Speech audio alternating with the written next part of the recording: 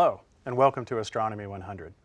In this video, we're going to continue our discussion of how astronomers record the light from a telescope and then later analyze that light to discover the many things we discover about the universe. So let's go ahead and get started. In a previous video, we talked about how it is the ability for the telescope to pass light through it and allow that light to come to a focus. And so what we're going to concentrate on is what do we do with that light once we record the light. And what we talked about at the end of the last video was how electronic chips have replaced photographic plates. And if you recall from the last video, electronic chip is many times more sensitive than a photographic plate, and they are, of course, recording a digital representation of what you see, which computers are very good at analyzing and being able to give us the information we need in a digital format.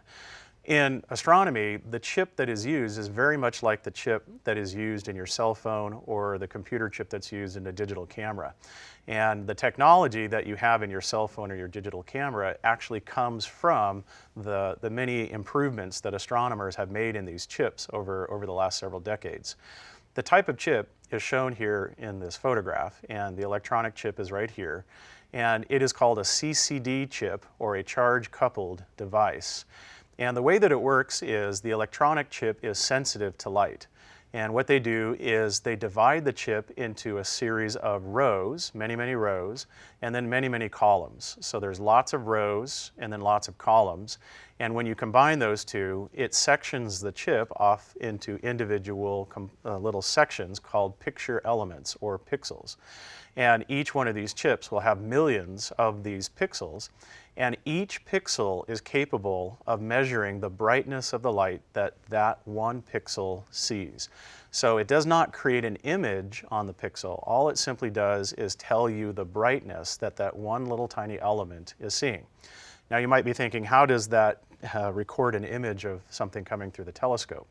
Well, here's an example over here. Let's say that you're going to record an image of this bicycle. What happens is the light from the bicycle passes through the lens on this camera, and then what happens is that image is then projected onto the chip. Now, the image of the bicycle is projected over the entire chip, and you'll notice that there's a bunch of columns and a bunch of rows. So each one of these squares is a pixel, or picture element. And so each pixel sees a portion of the image, and it records it as a certain amount of light. If you have a lot of rows and columns and you have a lot of pixels, then you get a very, very small little piece of the overall image. And so what happens is the camera, with of course the help of a computer, reads the amount of light that each pixel has seen or recorded. And that light for each pixel is then sent as a series of ones and zeros that can then be recreated in a backwards fashion. So once all of these ones and zeros that go with each pixel get sent to a computer, the computer then reads the numbers and it reconstructs each pixel and puts all the pixels together to create the image. So a digital version of an image of any object is just broken into little tiny small pieces that can be recorded and then recreated. And again, the key element is as long as you have these pixels very, very small and you have millions of them, you get a very, very high resolution image of the object that you're looking at. So today, photographic film is not used anymore. It's cumbersome and it's not very sensitive, and it's just something we've abandoned. And now all recording of images is done in a digital format with a CCD chip. Now, the other alternative that we want to be able to do is to not only record the image of what we see, but we want to be able to measure the brightness of the object that we're looking at. Sometimes in our universe, there are objects that have a brightness to them that might change over a period of time. An object might get brighter and then fainter and then brighter and then fainter. And the way that an object changes its brightness over time is information that will help us learn about the object. So the ability to determine the brightness of an object is what we call photoelectric photometry. The word photometry comes from the word photometer. You'll notice down here it looks like photometer, and photometer translates into light meter, the ability to measure light. And the example that I have here on the screen, this is what a photographer might use. A photographer might show up on a scene and need to adjust his or her camera to adjust to the brightness of the surroundings. And what you can do is hold up this electronic device that the light is going to be detected by this device here, but the light is turned into, ultimately, into a number. So the brightness of the room can be turned into an actual number. You're attaching a number to brightness. So a light meter measures light. Now, how this works is a process called the photoelectric effect, hence the name photoelectric photometry. So let me show you how that works. This is a concept that was really explored at first by Albert Einstein in the early part of the 20th century. And the idea is that you can have a material that is made up of atoms. All atoms have electrons that go around their nuclei. And so this material is sensitive to light because what happens is photons of light will come in and strike the material, and the photon of light that comes in will actually cause an electron to become freed from the atom. In other words, the atom becomes ionized by giving off an electron that jumps away from the atom. And if you do this for a lot of atoms, you get a lot of electrons that are now freed from the atoms, and these electrons can go down a wire as the flow of electricity. Now, the basic idea that you want to make sure you take away from this is photons can be turned into electricity. And so the idea is the amount of current that comes from this material is directly related to the number of photons. If there's a lot of light hitting the surface of this, you get a fairly high current. If there's not very much light hitting this material, you don't get a very good current. And so the electricity coming from the machine or the material can then tell you how bright or how faint the object is. So the idea is that light can be turned into electricity, and then electricity can be turned into a number. So an astronomer will use a photometer at the back end of a telescope, and by using this photometer and aiming at an object whose brightness is changing over time, what will happen is as that object's brightness changes, you get a number from the telescope that is continually changing. When the object is bright, the number is big. When the object is faint, the number is small. And so this information can then be recorded and then be studied at a future day.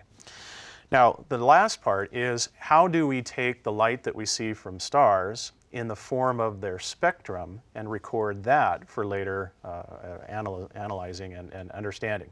So here's the idea. Let me remind you of a couple things from a while ago. Remember that the light from the sun can be passed through a prism, and then that light can be turned into what we commonly call a rainbow, but remember the technical term is the visible spectrum.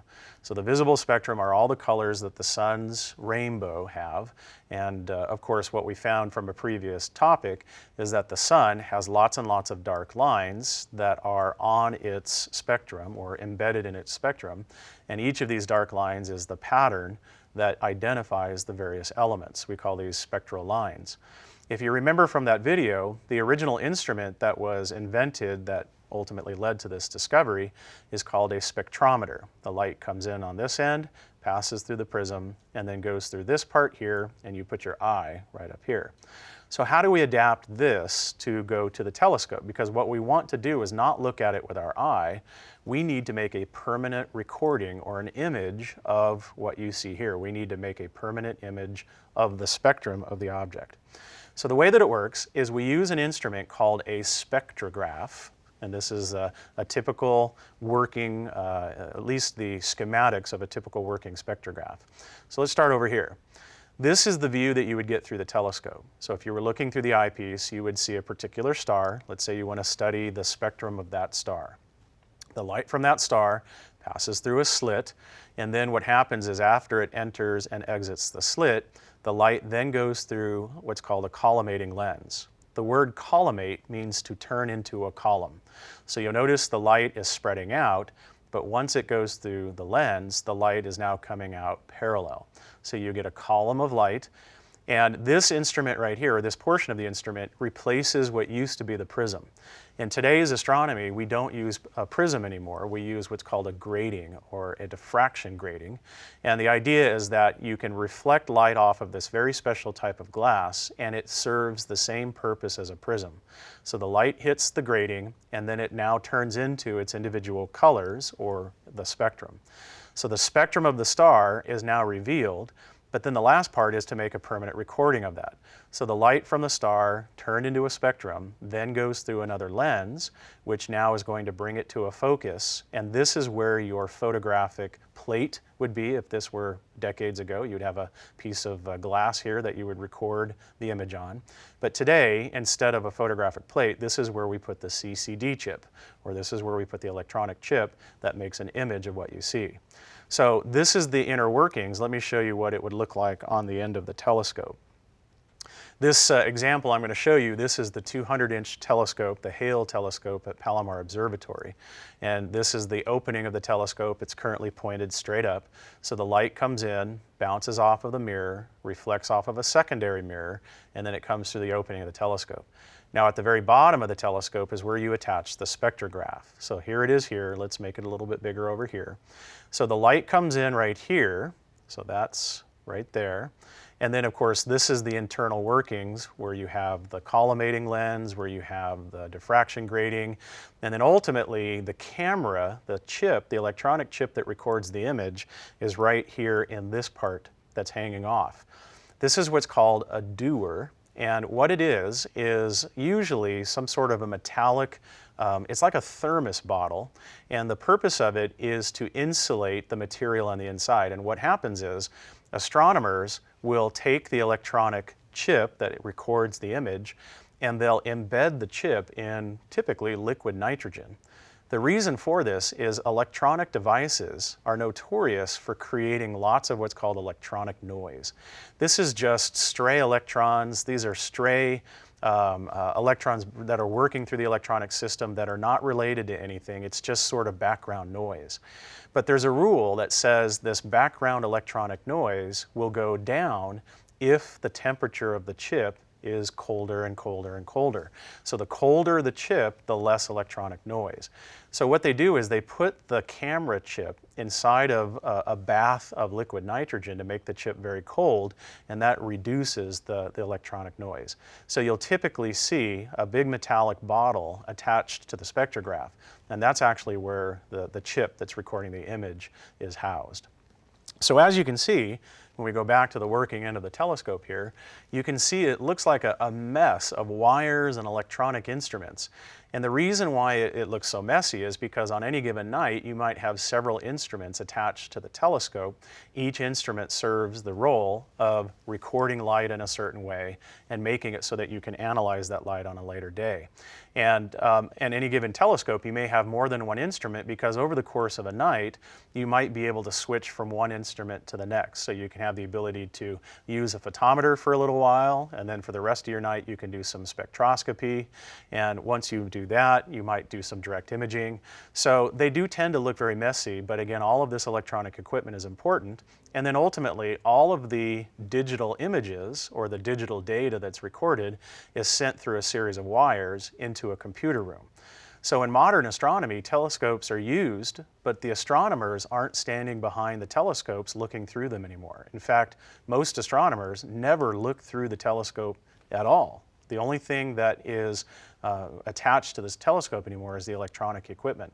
An astronomer will sit in a data room, a room that looks like just a big computer room, and all of the equipment that is recording the images from the telescope is now recording the data, and then that data is put on a thumb drive and they take that home to study, or in most cases they now email the data back to their home institution where they do all of their research. So you can see gathering the light through a telescope is critical, but also recording the light and being able to analyze the light is where all the science comes from. Looking at pretty objects is fun, but to learn about those objects, we have to record the light, and we have to analyze the light, and we have to do some astronomy to figure out all of the things we want to know. So in the next video, what we're going to talk about is ways to make it so that the views that we see of the universe are crystal clear, so we can get the best resolution, the best images, and the highest amount of information from the objects we study. We're just about out of time, so we'll save that for next time. I hope you'll join me.